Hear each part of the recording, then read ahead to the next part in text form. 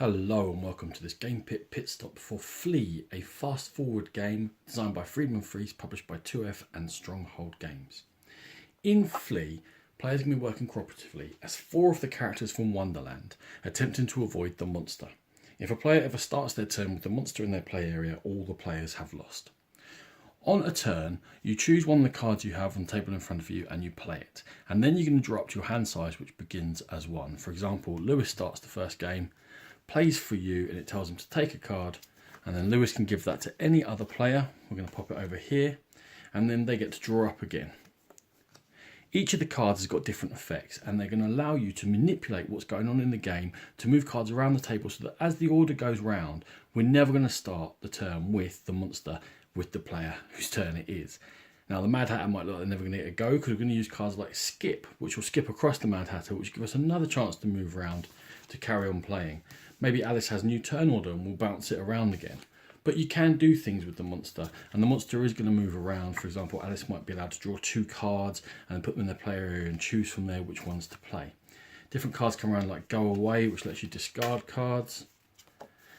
Card Exchange, so that you can swap cards with each other, meaning maybe we can move the monster on from Mad Hatter, and Mad Hatter gets to start having a go now. Maybe Alice could have played that. As it goes round, we have to do something else before it gets to Tweedledum before we all lose. Now different cards come into play, and these are going to be spoilers.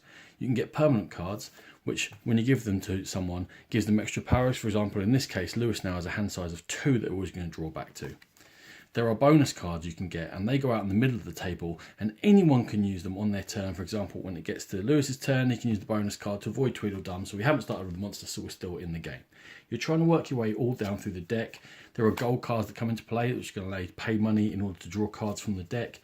There are poison cards, which if too many of them played in the middle, you're going to start losing the game.